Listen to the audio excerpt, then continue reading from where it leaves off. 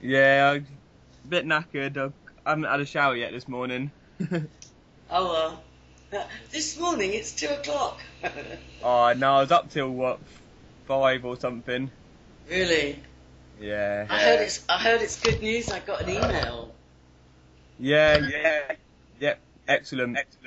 But, Should, yeah. should we, like, I won't release this until after Monday. So the email I got said that the no case to answer, and that the judge is going to direct the jury on Monday to find not guilty because there's no case to answer. It just made me slightly nervous that he's waiting to do that until Monday. So I'm going to send a copy of this to Nilu and Sabine, and if they say hold off until it's in the bag, then I'll hold Yeah. off on it till Monday. Okay. So, do you feel comfortable? I don't want to put you in any position where you feel you shouldn't be saying something. Do you feel comfortable talking? No, yeah, I trust the way that you work with Neela and Speed. Oh, you're so good. You're so Yeah. good. So tell me how it's been. Tell me about the week. I'll just listen. There's only a bit. You just froze then. You just froze then a little bit. Sorry. Okay. Tell me how the week went. Were you scheduled to be a witness, or you were just going to be called if necessary? Well, because of my lack of experience with all this stuff, I went to go into court because Nilu's working so hard to make sure that her barrister's got the right perspective on how she wants to take it, and then Sabine's doing her stuff with her barrister, and I sort of kept out of the way of them both a little bit, but made sure I gave because my witness statement wasn't allowed to go in with Sabine for some reason. It had to be with Nilu. So I was working with Nilu in the morning, and then I walked in to go get a seat in the court, and I said, "Oh, I might be standing." He said, "Oh, can you leave, please? It's full up." I said, "Oh, I might be standing as a witness," and he said, "Oh, you've." So basically, so it's something to do with because the jury are in there. They're not allowed to see any witnesses or something at the start. So did they tell you you'd blown it going in, or did they just say you mustn't come in, you're a witness? Uh, to be honest, I know it sounds. I want to be open. I know all the cold, evil people, bless them, love healing to them. Now, I told them at the court so many times, all the evil, the nasty supporters that had gone there to intimidate us. So I was telling them love healing, to one point where they even said, "Oh, we'll do you for we'll do you for sexual harassment." And then there was a mother and a daughter there. What it looked like, and she said, as soon as I got there, I said, "Oh, are you here to support the Hampstead children?" Knowing that pretty much that they weren't, and she said, "Go away from me, Jake Clark." And then, "Do you want me to ring Paul Steer?"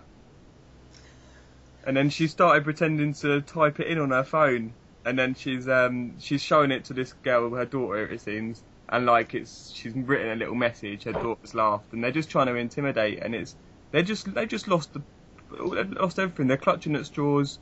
I just want them to stand down there from their positions, take the prison sentence. Yeah, DC Paul Spears is who I think you're referring to. Yeah, he's the one who tried intimidating me regarding. Yeah, and I definitely think that's something for the Plates Commission to hear about. So, I think that's where I should go with this next. I think just take it straight. Yeah, I think so. So you were you dismissed as a potential witness on grounds of protocol, or were you just on standby anyway? I think there was still a standby potential, but because it was just about getting Sabine and Nilu off. They'd gone through so much that it just, like, this case, it wasn't the opportunity to. I mean, if it was necessary, then I think the intimidation, even if I couldn't read out, the statement could have got read out. Sorry. Yeah, because the point I made in my update on Monday was if is that me or you? If the law is stupid, change it. And I just spoke to a solicitor in England, no, Ireland, and I said to him, technically, blah, blah, blah. And he said, oh, there's a way around that. And there's always a way around technicalities if you're honourable. And you were honourable, you just were naive about witnesses going into the public gallery. So any judge with common sense is just going to rule sensibly, you know. Although rapists have got off on technicalities. But look, it didn't come to that. I was willing to fly over as well. If it had really come down to the wire and you'd given your testimony and it just needed another push, I'd have hopped on a plane without a doubt. And I told them both that. So tell me, just if you can recall, did you go every day or did you have one day off? I only went 2 of the days in the end. I stayed in my car. I went to go down on the Wednesday, but to be honest, I know this is a bit of an offshoot, but it's totally intrinsically related. I went down and I went down at like 4 a.m. on Wednesday. After Tuesday was sort of, because not many people were allowed in the court, the other cult seemed to leave and they didn't seem like they were going to come and hang about. It seemed like, I mean, I'm really poor at the moment. I can't afford to be going up and down anyway. It cost me 31 quid on Monday. And then I drove down and parked in Battersea. Thursday. No, I went down to Brixton. I stayed in my car Wednesday night. Oh. But yeah, I walked 2.5 hours back from Battersea to Southwark and then back in the evening. Mind you might have needed the walk just to process it and digest it, because it was a bit disappointing.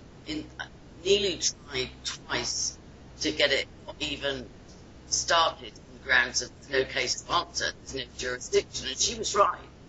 And I wonder how much taxpayer money has been wasted with a week at Crown Court. Yeah. Tell me about the 2 days you went, and then I'll tell you the update I got, and you can just fill in any more you know. I just am so excited, I keep wanting to jump to the end, which is the judge has said there's no case to answer, and he will direct the jury thus on Monday, which is awesome. But the stinger in the tail was something about the gagging orders still in place. Now, I don't like that one bit. No, this is we haven't got rid of their supposed powers yet, you know. This is why we've just got to keep reaching out to numbers and people, because we've got hundreds of thousands at the moment that we need an amount to be able to stand and say, you know, like these orders, these gagging orders are just. Yeah, no, I think we live in a country that technically has freedom of speech, and I know Robert Greene, he spent, I think, more than a year in jail. He got 2 stints in jail. The solicitor guy that was helping Holly Gregg, and then when he was finally cleared and released, but he was told a lifetime ban on ever mentioning Holly Gregg online or on camera ever again. Now, me personally, and I don't think Sabine might take the path of least resistance just because she's 72 and she's disabled and she's working in so many other fields. But I think Nilu, like myself, would be willing to test that in court, because I think it's illegal and unconstitutional. Mm. They'll change it, and they change the laws all the time. They might have done it already. But if we start rolling over every time they say, you can't speak, it's illegal. It's like you could have rolled over when DC Spears said to you, if you say Angela Paradisney made you say things, we'll let you off with a caution. You could have just said, oh, right, okay, then yes. But everybody has integrity, and if something's not right, like it's not right gagging someone who specialises in the field of child abuse and rape and murder and ritual cults and so on, if they've worked years in this field, you don't have the right to say, okay, well, you know, you're cleared on all charges, there's no case to answer, but we're going to say you can never mention it. What is that? Well, yeah, with Robert Greene, it's so. I mean, it's happened probably many more times, but it's one of the scenarios we know about, and it's just like from the background of the Holly Gregg case, that is like. I mean, I feel a bit bad for myself that I wasn't. I didn't find out about that one sooner. and I've just, I mean, this week has been very emotional for me to the point where I haven't had much sleep. My left is actually hurting because of the pressure that, I don't know what it is, but yeah, I'll just go back to uh, yeah. So Monday was really emotional, and seeing the cult turn up, that was it was shocking, you know. Yeah. So yeah, did I tell you about when they falsely accused me of filming them, even though I don't even have a camera phone? Because I went to get the security lady because there was like three of these women. They were blocking the court entrance to try and make sure that all their 9 people got basically all their seats out of the 11 seats. Wow. So I went and got a security lady, and then I come back round the corner. They had seen that I'd gone to get someone, and then they had gone and lied to the other 2 security to say, "Oh, this man's been filming us." And I was like, "No, I haven't got a camera phone. My phone was in my pocket." No, that's what I think. It's awesome. Even if they try and throw in a stinger in the tail, you know, gagging. For one, I don't think Neely will abide by that. And for 2, there were reporters in court every day. So unless they get a D notice slapped on them, which is, you know, supposed to have been a wartime strategy that, you know, don't say the Prime Minister's in Parliament in case the Germans bomb it.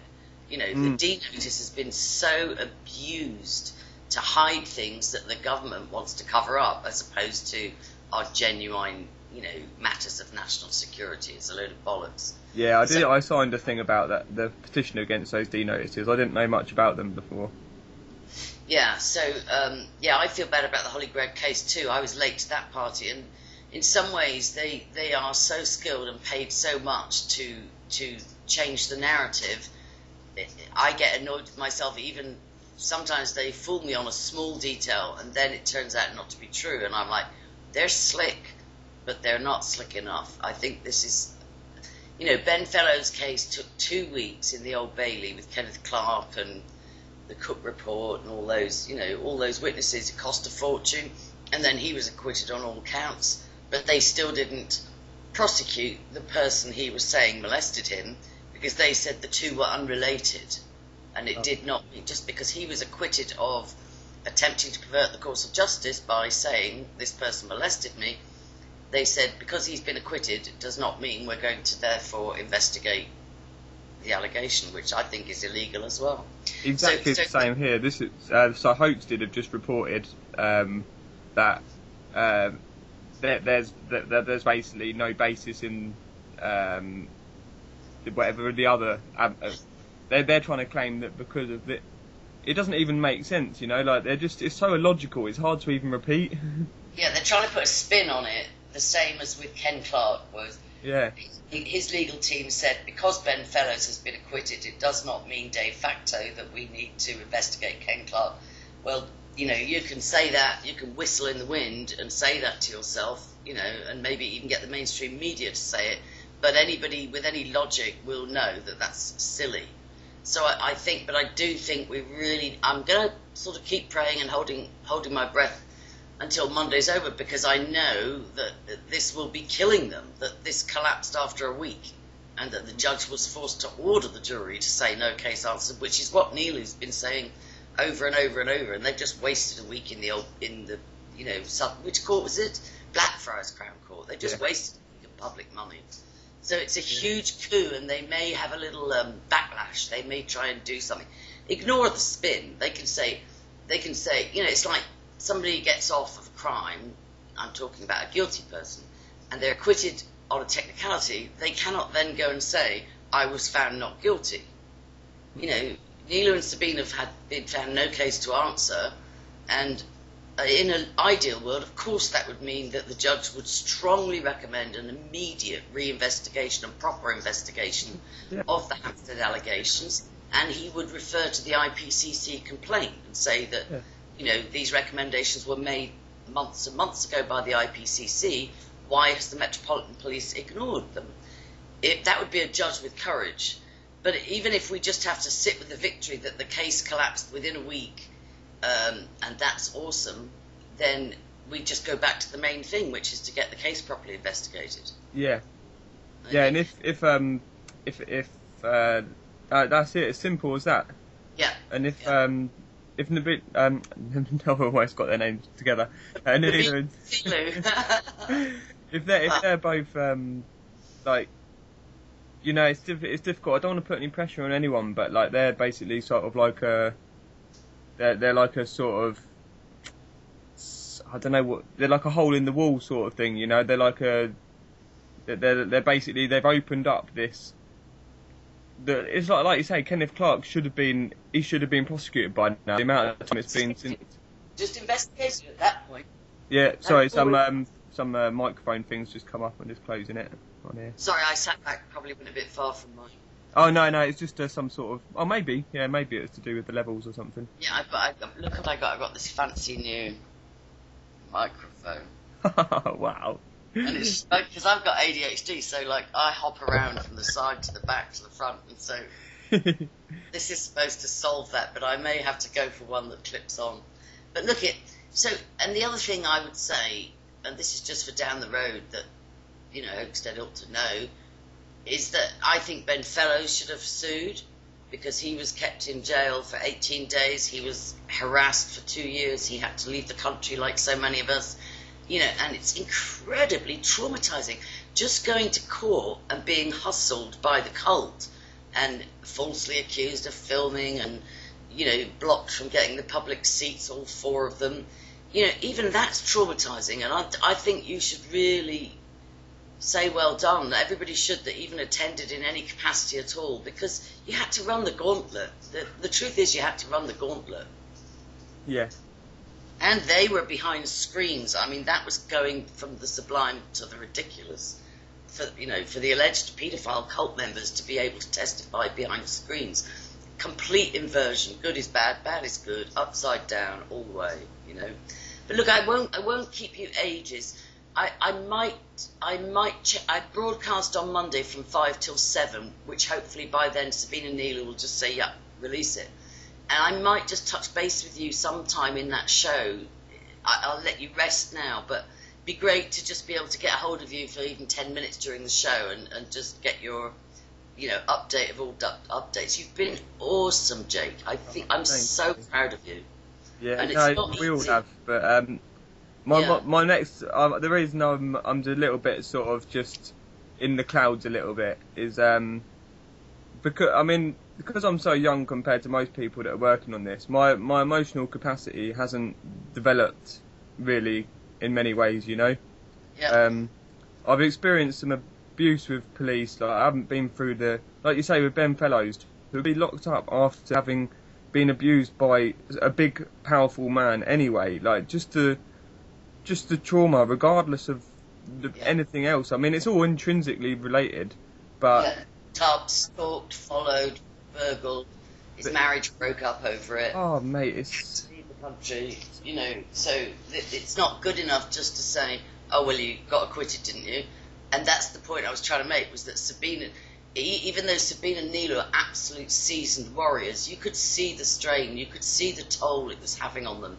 You know, just waiting and waiting and waiting and, you know, never knowing if the law will be followed or if another dirty trick will be pulled, you know. So yeah. I think all round everybody needs a great sigh of relief, and thank you to everybody that have been following it. You know, Kev Baker tried to do an update, it got sabotaged and crashed. You know, Chris Costa and somebody else, Sonia Van Gelder, were all prepared to do an update, and that got sabotaged and crashed. But just, I think everybody needs to take a collective sigh of relief and just sit with this. This is the second very significant precedent victory, because the other thing, they tried to sue Mackenzie Friends for costs of a court case in which they were acquitted. What? But they tried to, that was the sting back, they tried to get them for the costs, which was dear. They won. They didn't get it. Yeah, of course. So the tide is turning. This is the second. It's getting better. It's getting better. And I'm delighted. So I'll hold my breath till Monday's over. Yeah. And I won't. You know, are you around Monday between 5 and 7? Just for 10 minutes, 20 minutes. I'm terrible. My diary. I've got things written down everywhere. Okay. can message me. Tuesday I'm working. Yeah, Monday's good. Yeah, even if it's just a 10-minute call to just like have a quick catch up. Cool. So are you going to go Monday for the last day? Oh yeah, that's it. I don't know. All right, well, just whatever, because I have your mobile number, so we might even just do a quick audio catch up, or not. It's not. I just want you to know that yous have all been brilliant, and you've been through the mill, and thank you for doing that for Gabriel and Elisa. Cool, thank you. I think I've got a lot more things that I want to sort of like. You go ahead, talk. Tell me. Well, no, not necessarily now. Just because I can't quite process them yet. But yeah, that's fine. The next motion, I've got a few sort of ideas. One, because obviously I've got my social worker that comes and helps me because of the intimidation and stuff. And luckily, I've landed with a great social worker and a psychologist. And I just took the offer of help because the police were so futile to themselves, you know. They just didn't feel that they could do anything. They thought, oh, this is online harassment. The judge has made a certain decision. You're confusing me with this talk of an IPCC, and I'm like, no, the IPCC need investigating. They're like, okay, well then they've sent me down all these other routes. So I've got, there's the fraud, action fraud, and it's Scottish. Yeah, it's in Scotland. I spoke to him. And he was really good. I told him about Holly Gregg case as well, and he pointed me in a certain direction. We've got to get the social services investigated as soon as possible. You know, we've just got to go straight in with every angle with the social services. Yeah. But on the other note is that I'm going to go to my friends that I haven't seen my friends in over a week or two, and they're all beginning to know what's going on now, rather than, oh, what have you got yourself caught up in? Is this real? Is it not real? And like people just getting scared for me, saying, just stop it, Jake, just stop following it and stuff. And I'm like, some of the messages I've got off Danielle George and Julie Om this morning, they're... Danielle George is definitely a fake account of Dearman, and he gave that away with me. Yeah. Apparently he used to stalk her before Hampstead ever blew. He used to stalk the real Danielle Leverton online. But then he tried to find an angle to disarm me early in the campaign, and he was trying to say that she and I were fighting, because she and I kind of quite liked each other's work.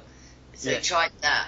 Then he made a fake Danielle George account, and then inboxed me, and I said, I've just checked with the real Danielle. She knows nothing about this account. Therefore, consider yourself reported and blocked. So I did that, and then the next time he wrote on my YouTube with a sock account that's linked to him through Chris Costa's brilliant work, he said, "Oh, how did it go reporting Danielle?" So he gave himself away. It was like, duh. Well, they've done it with Sonia and Chris. They've sent them, because we discussed the threats we get sometimes, because anyone who even likes a post that Chris puts out, they get an automatic inbox trying to scare them off of it. Yeah. All my friends have had that. My neighbours, my children's ex-headmasters, wow. Charities I've helped in Ireland, the police, the newspapers that I worked with for decades. I've got a bucket load of evidence. And another thing that Dearman used to do under pressure, socking under YouTube accounts, was he would get so angry, and then he would say, "You cannot say that about my children." Yeah. It's like, all right, oops. And uploading pictures of my children that got written 3 times, because it's like they copy and paste stuff. They flash through it, read it, but their minds are so disassociated that they don't even notice the mistakes, and then they can literally post it like 10 times, and they still don't pick it up. It's like all these. I don't want to give them too much sort of information now to sort of start clearing up their work. But do you know what I mean? That they can't. There's nothing they could do now. They've got to hand themselves in. They got to bloody. I think the thing they were counting on was there was always a brother in the police, a brother in the judiciary, a brother in the legal system, a brother in social services, and I think what we're coming across is the good guys, that are doing the right thing. Now that they're not banking on, and that's what we have to keep inviting everybody within the corrupt forces and institutions to start getting brave, because in Ireland, they told me, I was told by a very senior police officer that the morale is so low because the corruption goes right up to government. So there's 5 commissioners, Garda commissioners in Ireland, and he said 2 are corrupt plus 1 minister in the government. So like, how are we going to fight that? Well, one by one jellyfish on the sand at a time, you know, because the cops are retiring early over there and telling their sons and daughters, I don't want you ever becoming a cop like me. You're not allowed to, and that's not right. So it's got to be the rank and file that have just got to do what you've done and get brave. Yeah, you know? Thank you. Yeah, no, I mean that. I'm not just flattering you. You know, we've all been brave and we've all been through it. And maybe we should, I really wish we had a legal team to start firing off, you know, Nilu, Sabine, yourself, myself. There's so many of us that should have been suing them for malicious communications, for intimidation and harassment. Yeah, that's another, with this, after the court case is done, to the point where that could be that is potentially the only option, and whether, because I spoke to solicitors and stuff around my end about legal aid, civil case. It's difficult to, not in my town, I have to go to the local city to get legal aid for a civil case, which is against the police, because I'm saying that the police, it was just at the moment, in the spare of the moment, I was just getting really pissed off with how the police had, they sent me through to the top man at Bedfordshire, and I was getting really, like, my hopes up with them, because I'd spoke to, like, 2 women and 2 men within the court office, and they were being really, they were like, yeah, bloody hell, this is mad, and like, I'm saying it's related to Parliament, and they're trying to claim it's a hoax, but yet the mum's been threatened with this and that, and there's so much information to it. Sometimes I spent half an hour onto each of these people, overwhelm them, and then they get so, like, I say, okay, sorry, I'll let you go off and just do a day's research. Will you get back to me tomorrow? And they never get back to me, so I phone up really pissed off again. Yeah. But it's not good about getting pissed off and then they've yeah. Well, so I think what you're doing, you see, I think what they intended by steering you to get a psychiatric evaluation and a social worker, I think they were intending to then discredit you like they do with so many mothers by saying, oh, she's mental. Yeah, I think it's possible. What they've done and shot themselves in the foot is actually you've found a really good social worker and a good team, and all they're doing is they've helped you compile evidence as to the fallout of their malicious communications and intimidation. So they're just helping us gather evidence, but nothing. See, I'm not good at the side issues because I'm always focused on free the children, get the investigation done, make the children safe.